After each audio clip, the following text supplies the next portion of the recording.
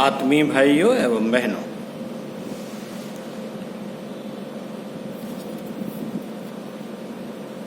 नैतिक शिक्षा भाग 1, लेखक पंडित श्री राम शर्मा आचार्य।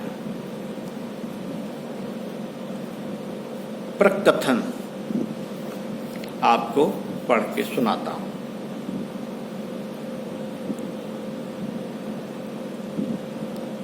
अपना देश 1000 वर्ष की गुलामी से अभी अभी छूटा है। इस लंबी अवधि में उसे दयनीय उत्पीड़न में से गुजरना पड़ा। यह दुर्दिन उसे अपनी 1000 वर्ष से आरंभ हुई बौद्धिक भ्रांतियां, अनैतिक आकांक्षाओं और सामाजिक ढांचे की अस्त व्यस्तताओं के कारण सहना पड़ा।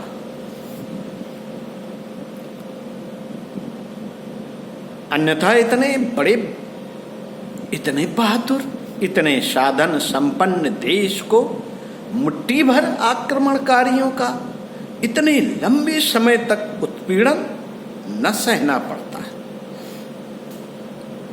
सौभाग्य से राजनीतिक स्वतंत्रता मिल गई। इससे अपने भाग्य को बनाने बिगाड़ने का अधिकार हमें मिल गया। उपलब्धि तो यह भी बड़ी है, पर काम इतने भर से चलने वाला नहीं। जिन कारणों से हमें वे दुर्दिन देखने पड़े, वे अभी भी ज्यों के त्यों मौजूद हैं। इन्हें हटाने के लिए प्रबल प्रयत्न करने की आवश्यकता है। अन्यथा फिर कोई संकट बाहर या भीतर से खड़ा हो जाएगा और अपनी नई स्वाधीनता खतरे में पड़ जाएगी। व्यक्ति और समाज को दुर्बल करने वाली विकृतियों की ओर ध्यान देना ही पड़ेगा, और जो अवांछनीय, अनुपयुक्त है, उसमें बहुत कुछ ऐसा है जिसको बदले बिना काम नहीं चल सकता। साथ ही उन तत्वों का अपनी रीत नीति में समावेश करना पड़ेगा जो प्रगति, शांति और समृद्धि के लिए अनिवार्य रूप से आवश्यक है। व्यक्ति के निर्माण और समाज के उत्थान में शिक्षा का अत्यधिक महत्वपूर्ण योगदान होता है। प्राचीन काल की भारतीय गरिमा ऋषियों द्वारा संचालित गुरुकुल पद्धति के कारण ही ऊंची उठ सकी है। पिछले दिनों भी जिन देशों ने अपना भला बुरा निर्माण किया है, उसमें शिक्षा को ही प्रधान साधन बनाया। जर्मनी, इटली का नाजीवाद, रूस और चीन का साम्यवाद, जापान का उद्योगवाद, युगोस्लाविया, स्विट्जरलैंड, क्यूबा आदि ने अपना विशेष निर्माण इसी शताब्दी में किया है।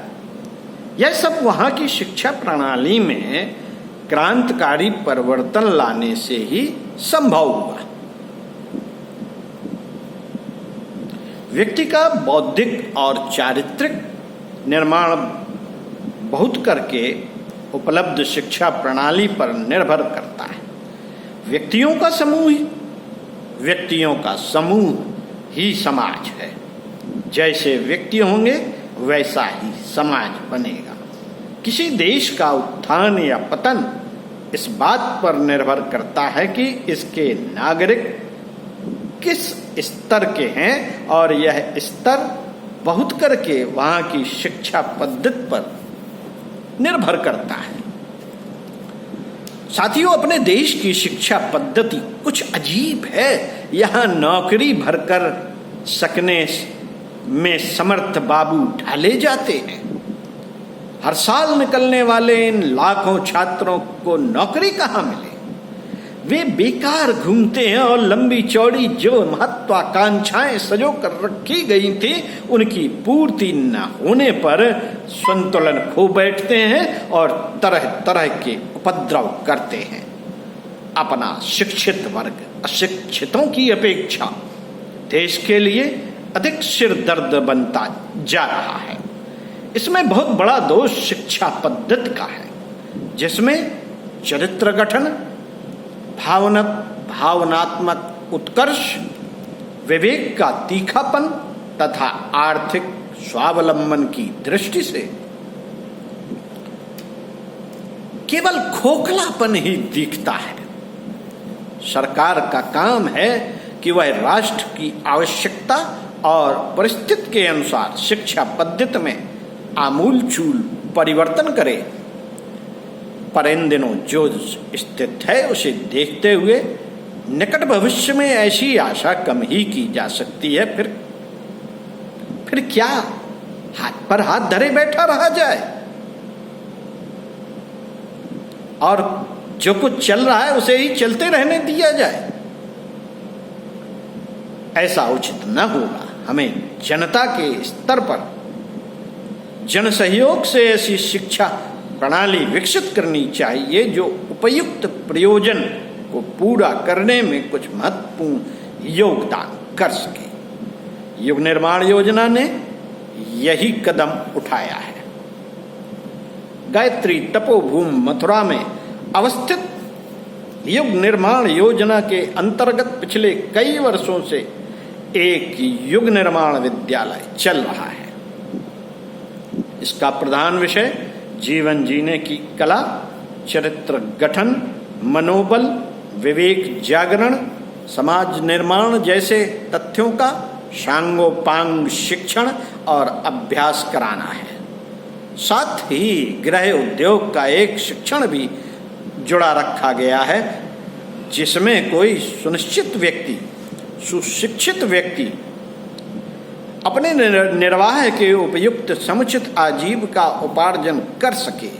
मजदूरों को कड़ा परिश्रम करके थोड़े से पैसे कमा कर भी चलने की आदत रहती है, पर जिनका रहन सहन सभ्य समाज के उपयुक्त बन गया, उन प्रशिक्षितों से ना तो उनका कठिन शारीरिक श्रम हो पाता है और न कम पैसों में गुजर होती है।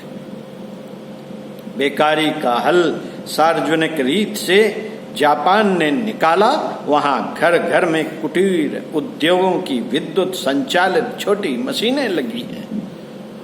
अब बिजली बहुत सस्ती है, उसकी उपलब्धि सुलभ हो जाती है। उसका उपयोग करके शारीरिक श्रम बचाया जा सकता है और उत्पादन भी अधिक होता है। युग निर्माण विद्यालय में ऐसे ही उद्योगों के प्रशिक्षण की व्यवस्था की गई। बिजली की विभिन्न मशीनों की मरम्मत, रेडियो ट्रांजिस्टरों का निर्माण, सुगंधित तेल बनाना, प्रेस व्यवसाय के अंतर्गत कंपोज, छपाई, बाइंडिंग, रबड़ की मोहरें व्यवस्था आदि प्रशिक्षणों का क्रम बहुत दिन से चल रहा था। यह शिक्षितों को स्वावलंबन देने की दिशा में एक अति महत्वपूर्ण कदम है। इसके अतिरिक्त मुख्य विषय वही है जिसके आधार पर जीवन जीने की कला, व्यक्तित्व का विकास, प्रतिभा, दूरदर्शिता, विवेकशीलता, चरित्र गठन, मनोबल, देश भक्ति, लोक मंगल के लिए उमंग आदि सद्गुणों को सुविकसित किया जा सकता है। जो उत्साहवर्धक परिणाम इस प्रशिक्षण से निकले, उनने इस बात के लिए प्रेरणा दी कि इस शिक्षा प्रणाली को अधिक परिष्कृत और व्यवस्थित ढंग से चलाया जाए तथा इसे मथुरा के छोटे विद्यालय तक सीमित न रखकर देशव्यापी बनाया जाए। विचार यह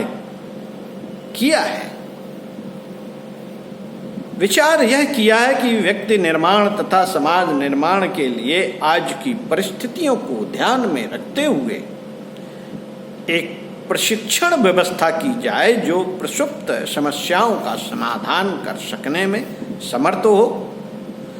आज का व्यक्तित्व अगणित उत्साहों और कुंठाओं से घिरा हुआ हे से हे तर स्तर तक गिरता चला जा रहा है।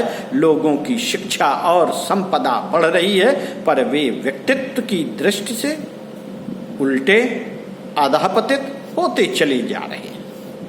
समाज में सहयोग नहीं, शोषण पनप रहा है। दिन दिन अनैतिकता, अवांछनीयता, उच्छृंखलता, अदूरदर्शिता एवं असामाजिकता की विघटनकारी प्रवृत्तियां बढ़ती जा रही हैं और भीतर ही भीतर अपनी संग शक्ति खोखली होती चली जा रही है।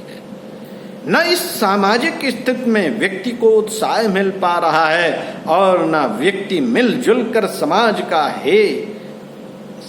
का स्तर उठा रहे हैं। विनाश और विघटन बढ़ रहा है और भविष्य का क्षितिज अंधकार से घिरता चला जाता है।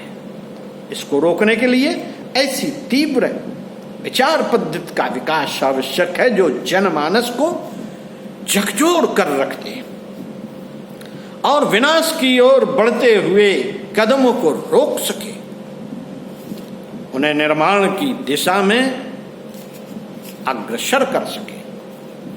ऐसा शिक्षण संस्थाओं में भी चलना चाहिए। सरकार को ऐसे कदम उठाने चाहिए, पर वर्तमान स्थिति में सरकार जिस दल में फंसी है उससे उबारना ही उसे कठिन पड़ रहा है। ऐसे मौलिक सूझबूझ के साहस भरे कदम उठाने की फिलहाल तो उससे आशा नहीं करनी चाहिए।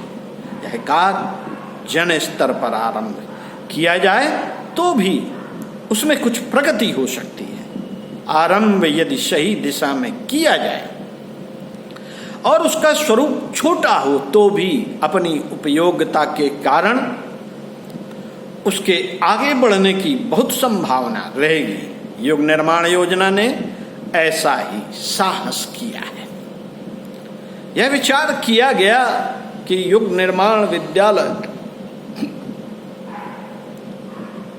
मथुरा का प्रयोग देश के सभी समान स्तर के विद्यालयों में लागू करने का प्रयास किया जाए। अतः यह प्रस्तावित है कि सभी माध्यमिक और उच्च माध्यमिक विद्यालय अपने नियमित पाठ्यक्रम के अतिरिक्त युग निर्माण योजना द्वारा प्रस्तुत नैतिक शिक्षा पाठ्यक्रम स्वैच्छिक आधार पर लागू करें। इसी प्रयोजन हेतु युग निर्माण के आदर्श और सिद्धांत पुस्तक की सहायता से यह पुस्तक पाठ्यक्रम के रूप में तैयार की गई है। इस पुस्तक के आधार पर नैतिक शिक्षा पर वार्षिक परीक्षा आयोजित की जाएगी, जिसमें माध्यमिक और उच्च माध्यमिक विद्यालयों में अध्ययनरत छात्र स्वेच्छा से बैठ सकेंगे। परीक्षा के 2 पेपर होंगे और दोनों पेपर उत्तीर्ण करने पर विद्यार्थी को नैतिक शिक्षा निष्णांत का प्रमाण पत्र दिया जाएगा। जो शिक्षा अधिकारी इस योजना को अपने क्षेत्र में लागू करना चाहते हैं वे विस्तृत जानकारी के लिए व्यवस्थापक युग निर्माण योजना गायत्री तपोभूमि मथुरा से पत्र व्यवहार करें और संपर्क करें। नैतिकता व्यक्ति के आचरण में परिलक्षित होनी चाहिए। यह तभी संभव है जब नैतिक मूल्यों की जानकारी के साथ साथ उसकी मानसिक और वैचारिक पृष्ठभूमि भी उच्च स्तर की हो। इस प्रकार के विकास में वातावरण का बहुत महत्व होता है। अतः नैतिक शिक्षा का पाठ्यक्रम चलाए जाने के साथ साथ यह भी आवश्यक होगा कि विद्यालय में एक ऐसे वातावरण का निर्माण हो जो विद्यार्थियों के लिए प्रेरणाप्रद हो और उसे उत्कृष्टता और आदर्शवादिता की तरफ आकर्षित करे। व्यवस्थापक गायत्री तपोभूमि मथुरा। साथियों, इसी क्रम में श्री राम बाल संस्कार शाला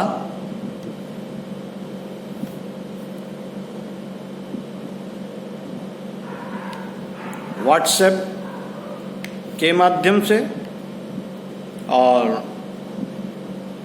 ग्रुप के माध्यम से आपको इस पुस्तक में दिए गए विषयों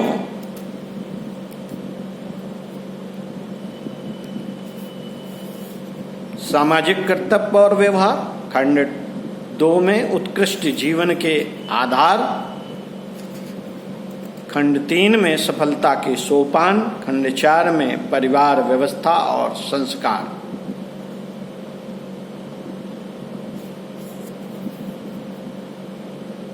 का पाठ आपको वीडियो के माध्यम से पढ़ाएगी और उसी में जो प्रश्न दिए गए हैं उनको सभी लोगों से अपेक्षा करेगी कि उन प्रश्नों का एक डायरी में कहानी सुने, खंड 1 से 4 तक के विषयों को सुने और अंत में बताए गए प्रश्नों को नोट करें और उसका अपनी डायरी में, नोटबुक में उत्तर लिखें।